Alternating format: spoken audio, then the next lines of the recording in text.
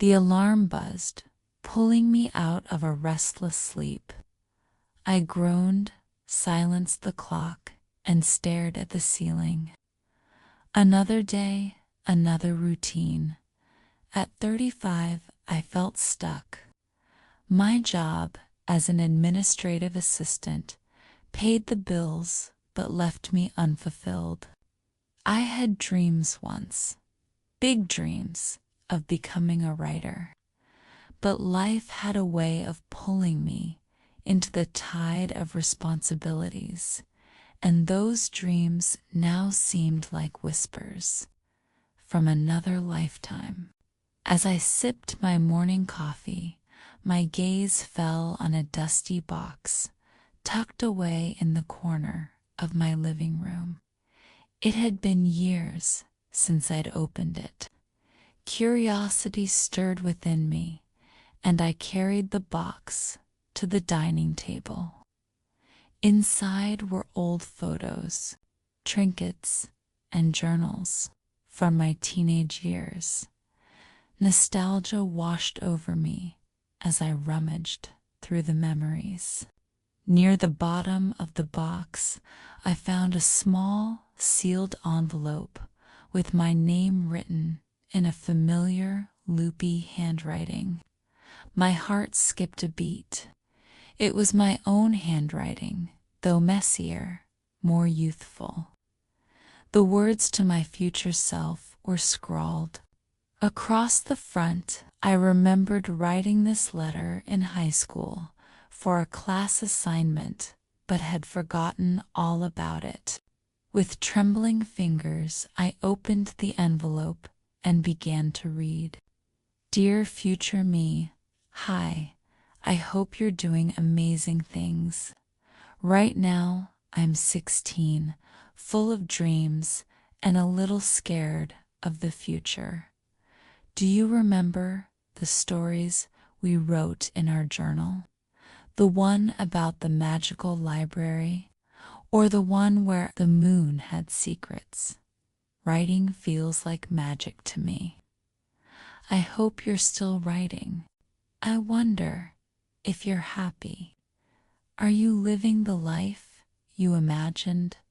Please don't let fear stop you from trying. Remember what Mrs. Carter always said: the only way to fail is to never start. I hope you've traveled, seen the world, and met amazing people. I hope you've stayed kind and curious. Most of all, I hope you've never stopped dreaming. Love, your younger self.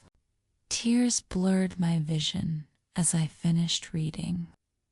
I had forgotten about those stories, those dreams, that version of myself who believed anything was possible.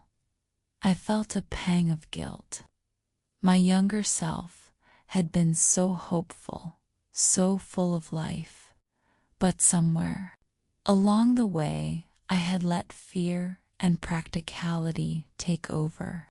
The words "the only way to fail is to never start" echoed in my mind. I set the letter down and looked around my small apartment. It was comfortable but uninspiring, a reflection of the life I had settled for.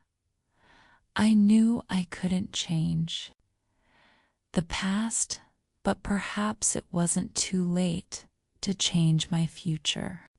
That evening, I dug out my old journal.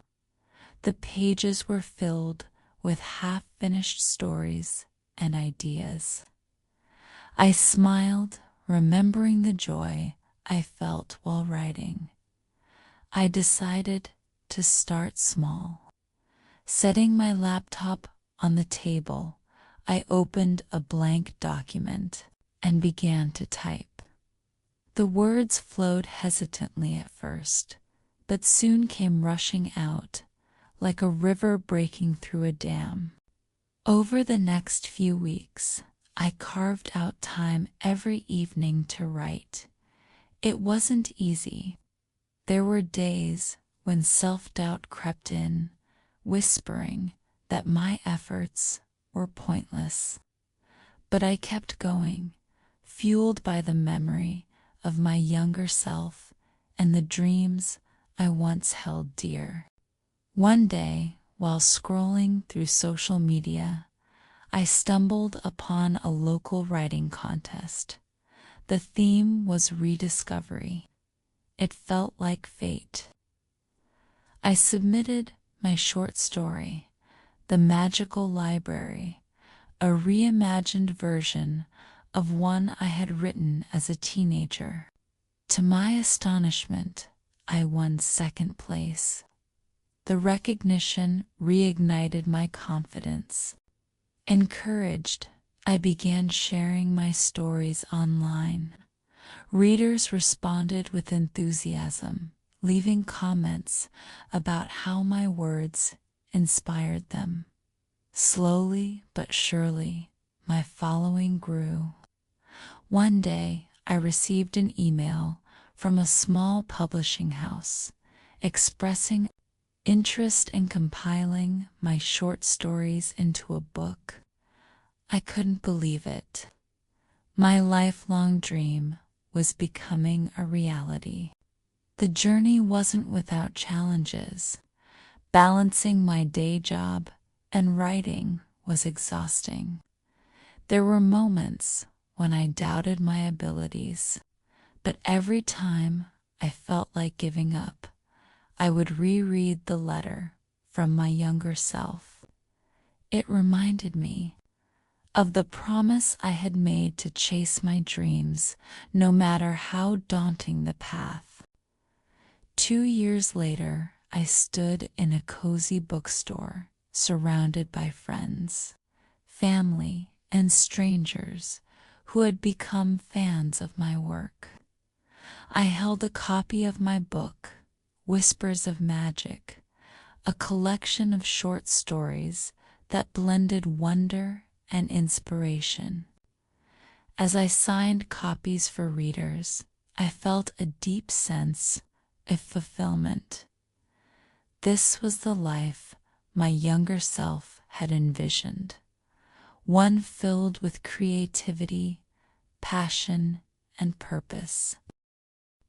After the event, I returned home, the empty envelope still sitting on my desk. I decided to write a new letter, this time to my younger self. Dear younger me, thank you for believing in us. Your dreams, your courage, and your words were the spark that lit the fire in my heart. Life hasn't always been easy, and I've made mistakes along the way. But I've learned that it's never too late to chase your dreams. You were right about writing. It is magic. It has brought me joy, connection, and a sense of purpose. Thank you for reminding me to stay kind, curious, and brave. We did it. We're living the life you imagined, and it's beautiful. With love and gratitude, your future self. I folded the letter and placed it in the box with the original one. I felt lighter, as if I had finally come full circle.